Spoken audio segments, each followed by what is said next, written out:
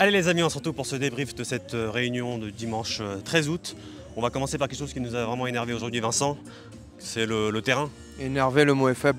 C'est du foutage de gueule, de l'amateurisme pur et dur. Annoncer que c'est un 3,4, c'est clairement mentir aux turfistes, aux professionnels. Quand on voit que Maxime Guyon dit clairement au micro de Gilles Barbarin que la piste est collante, ça veut dire qu'aussi que le pénétromètre des réunions précédentes était tout simplement faussé. Une piste où des chevaux ont fait énormément de fautes, puisqu'une piste, faut le dire, nous on l'a vu Samy, on l'a marché dessus, rempli carrément de trous. Alors en France, moi j'adore. Comment on s'occupe des pistes? Ah bon, on rebouche les trous, comme par magie. On rebouche les trous. C'est ce qu'on fait. Il n'y a que ça. Qu'est-ce que vous faites quand on rebouche les trous? Et alors, un truc exceptionnel, il pleut, mais on arrose quand même. C'est français. Ça, c'est très français. Résultat, les chevaux font des fautes de terrain. Il y a des chevaux aujourd'hui que j'ai clairement vus qui n'ont pas pu s'exprimer. Donc, à un moment, il faut vraiment faire quelque chose. Et par pitié, investir dans les pistes. C'est primordial. Que la piste soit comme ça, pourquoi pas? Moi, ce qui m'a dérangé, c'est qu'on annonce 3,4, bon souple.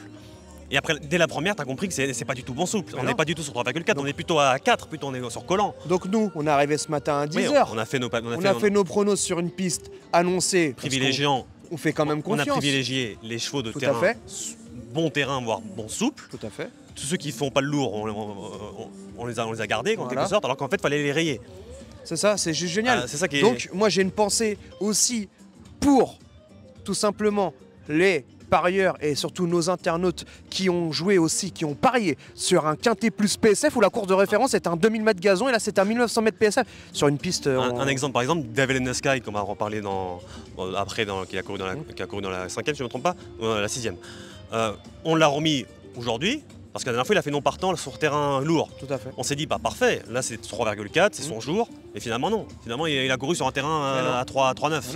Non. Donc voilà, ça fausse tous les pronostics. On fait le papier, mais en fait, ça sert à rien. Il y a quoi de plus facile? Au pire, une heure et demie.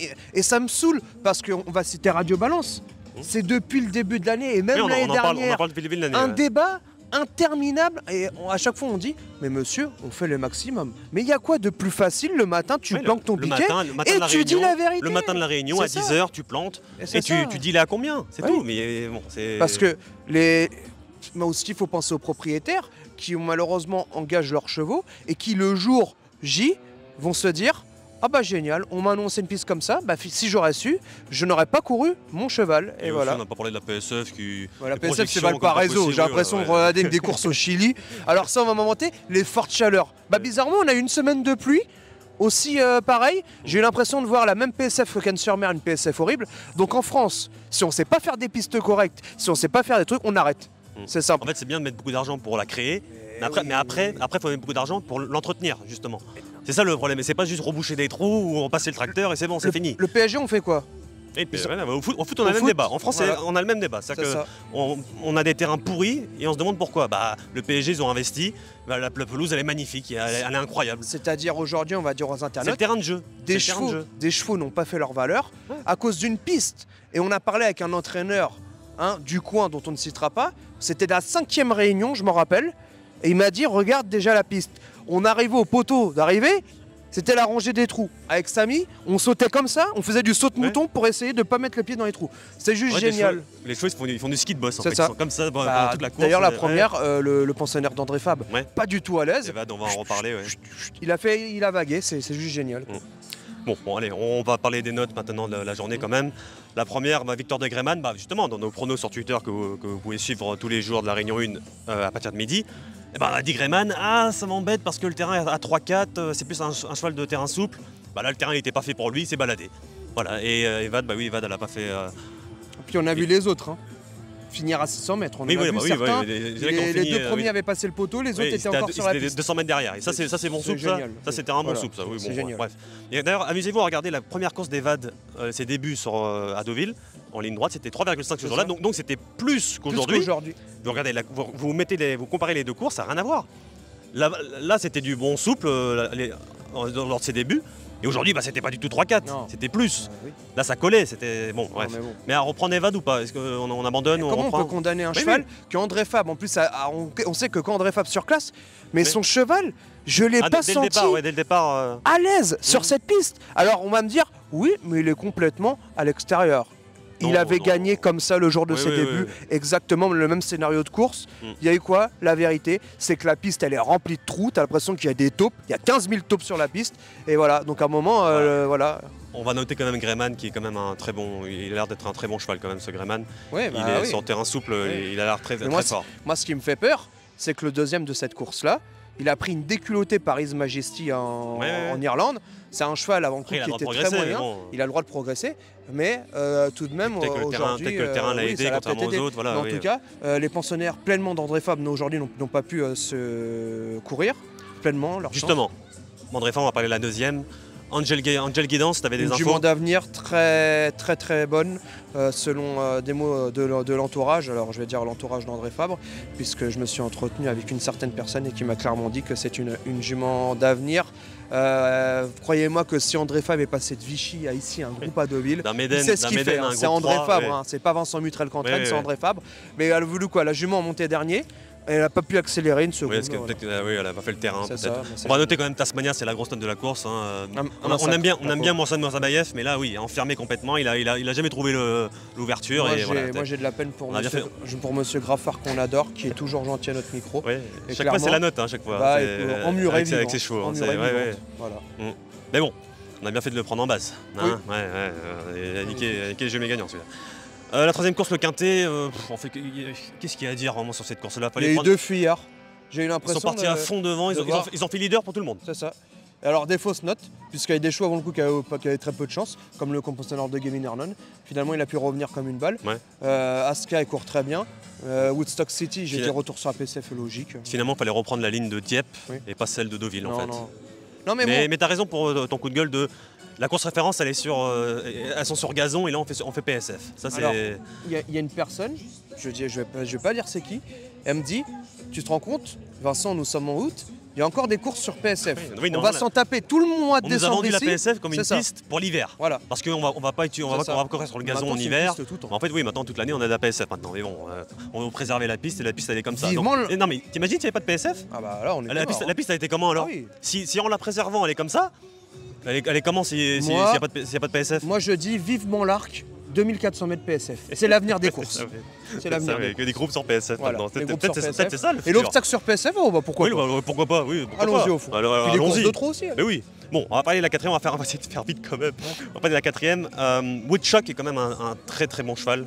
Je suis content pour son entraîneur, c'est un entraîneur, Nicolas Bélanger, un entraîneur qui est beaucoup critiqué. Il n'a pas beaucoup de chevaux et là il en tient quand même il se défend très bien, il a un tout bon. Et en plus c'est vraiment le maire de son écurie et il sait en tirer la quintessence. Il fait que de progresser, il monte de catégorie à chaque fois et il répond toujours présent, c'est très bien. Ça sent peut-être la vente Arcana le 18-19 ou 20. Peut-être, faut voir, mais c'est vrai qu'il y a peut y avoir des offres. C'est vraiment un bon cheval. Et Devil in the Sky de Yann Marlborough, l'écurie à l'air. Faut reprendre sur bon terrain. Non mais sur bon terrain, faut reprendre. On voit clairement qu'il peut pas accélérer. Christophe Saumillon. Alors je suis sûr qu'il y a des gens qui vont dire oui mais attendez, si vous voulez courir sur une bonne piste, il aurait pu courir sur la PSF.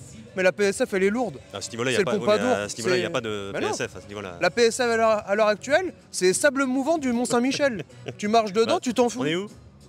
On est à Deauville? Non, à Valparaiso, c'est ça? Ah oui, Conception. C'est bon, c'est le Chili. Ici, c'est le Chili. Le cinquième, c'était le Jacques Lemarois, le grand événement du jour. D'ailleurs, un Spiral qui fait le doublé, qui a gagné les dernières, qu'elle gagne encore cette année. Ça, c'est très bien. C'est meilleur fort. Temps que les dernières, d'ailleurs. Une 36 cette année, une 34 l'année dernière. Oui, c'était sur mon terrain l'année dernière. Mais attention, elle a battu le temps de Kingman, quand même. Ah oui, d'accord. C'est une très bonne. Et Inspiral, félicitations. Ça va être une excellente poulinière. Moi, je suis très heureux. J'ai toujours aimé cette jument. Et surtout, j'adore le tandem père et fils Gosden. Si vous avez suivi nos pronos sur Twitter, encore une fois, Light Infantry, on l'avait dit, ça c'est très régulier. Il va jamais gagner groupe 1 celui-là, mais il est toujours placé de groupe 1 et ça c'est très bien. C'est très bien d'avoir des chevaux comme ça parfois. Honesto, la place elle est 250. Et oui, la grosse note c'est Honesto, réhabilitation totale. Magnifique. S'il arrive vraiment à ne pas rechuter dans ses blessures, on tient quand même. C'était l'un des très bons 3 ans l'année dernière. À 4 ans, on n'en a pas beaucoup qui ont réussi. Et Revan. Erevan, oui, on l'a vu. Non, mais Erevan, c'est fini, hein. Faut le dire. Oui, aujourd'hui, je pense que c'est fini. 5e, 6e, c'est plus le Erevan de l'année dernière. De toute façon, la prophétie se réalise. Onesto, on compare plutôt avec Al-Hakim, c'est fini. Lagacan aussi qui est. Mais c'est pas pour critiquer, mais je crois que depuis que je suis tout petit, le seul 4 ans que j'ai vu continuer chez Jean-Claude Rouget, c'est Sotsas. Je peux en citer. Oui, c'est Farid Chapelle, mais toute cette grande génération qu'on a vue à 3 ans, il n'y en a pas beaucoup qui sont là cette année. Et c'est bien de voir Onesto à ce niveau-là. On se dit c'est positif pour le futur. On va le revoir sans doute au mois de septembre. Je cite Erevan parce que l'année dernière, c'était la note. Ah oui, c'était très fort la dernière. Et cette année. Souci de blessure, voilà tout ça. Cette année, bon. Mais bon, à noter Onesto, on va le revoir en septembre, c'est très bien. On va parler de la 6 maintenant, Place du Carrousel, qui confirme que c'est bien une jument de groupe. Voilà, elle a fait une grosse rentrée. Un petit canter du matin. Non, il a quand même insisté, il voulait la gagner quand même. Oui, mais je veux dire, c'est une jument comme de groupe 1. Elle a gagné Opéra, on va la revoir en septembre, c'est très bien. Mais la grosse note, c'est Boltol qui confirme, lui aussi, il monte de catégorie. Une régularité plus qu'exemplaire, moi j'adore. Il confirme qu'il a niveau groupe 1. Voilà, c'est ça qu'on voulait savoir et il l'a. La 7e, notée Shazam, enfermé complètement à la corde, ça va. Il n'a pas couru. Heureusement que Magellan a fait l'arrivée pour Francis Henri Graffard. Oui, c'était pas une bonne journée. C'est pas une bonne journée. On l'aime bien, mais là, c'était pas une bonne journée. J'adore Francis. Et à noter Golden River de Mathieu Bram qui court très bien. C'était vraiment une belle note à reprendre dans les prochaines courses. Non, touchera fin d'année à Pornichet. C'est marqué, c'est Mumu qui le dit. Mumu le devant, comme Mumu le dit, va Mumu. La 8e, Italo, qui était une très bonne note. Ça peut être très marrant, je vais le dire aux intérêts. L'année dernière, j'ai touché à plus de 30 contre 1 avec Italo Pogenovo, mais sur gazon. Donc s'il y a une course à venir et sur gazon, ça peut être très marrant, Italo. C'était très bien aujourd'hui. Et à noter Justin Love également, qui n'a pas eu le bon parcours, qui est bloqué une fois à gauche, une fois à droite, et on finit côté à la corde. Ça veut dire juste l'amour. Justin Love, oui, c'est ça. C'est un joli. Et la dernière, la 9e, Boza de Nicolas Collery, qui ça dernier, mais ça finit en vitesse, boulet de canon deuxième. Côté de la piste, quoi, tout seul. Oui, c'est ça. Oui. Et Penty City qui fait sa course, il y a pas. Toujours régulier. Oui, c'est ça. On peut le jouer à la place à chaque fois, pratiquement souvent. Donc voilà, c'était mouvementé aujourd'hui. On peut faire le mot du jour quand même. Oui, agacement. Incompétence. Amateurisme. Ouais. Et là, je pense que je vais aller dormir parce que je suis énervé. Allez les amis, on se retrouve mardi maintenant pour une très belle réunion.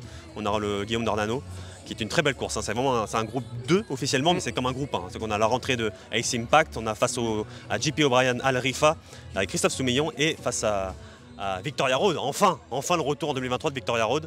J'en parle depuis longtemps ça. J'ai eu quand même Madame Boiseau au téléphone qui m'a dit écoutez, mon mari parle plus de Victoria Road que moi. Oui, bien sûr, oui, c'est ça. Oui. Donc voilà, on a un match à 3 qui va être très intéressant. Reste dans le cadre, à chaque fois il sort, c'est énervant. Tu veux toujours partir là. J'ai faim. Donc voilà les amis, il est 20h là. Oui. Allez les amis, on se retrouve mardi pour une très belle réunion.